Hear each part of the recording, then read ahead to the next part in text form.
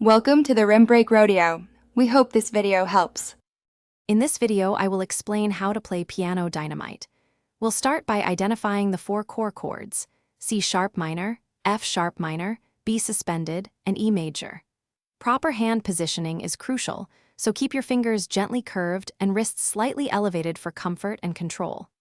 Begin by practicing the melody and bass line independently, then gradually combine them. Pay close attention to the rhythm to truly capture the song's vibrant energy. This foundational approach will set you up for success. Let's dive into the basic chords and melody.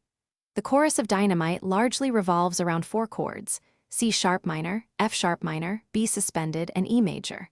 For your right hand, the melody often begins with four G sharps, followed by F sharp, E, F sharp, G sharp, B, and C sharp. Your left hand will provide the foundation by playing the root notes of these chords.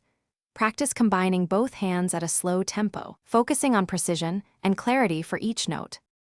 Now, let's enhance your playing with rhythm and syncopation. The song often uses a jumpy or staccato rhythm, which you can achieve by incorporating syncopation. You'll notice some chord progressions where each chord is held for 4 beats rather than 2, creating a different feel.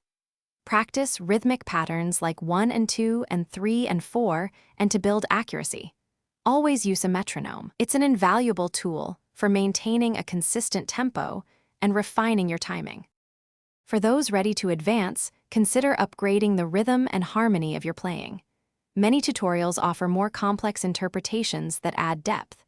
Utilize a looping tool, often found on piano learning platforms, to repeatedly practice difficult sections until they feel natural.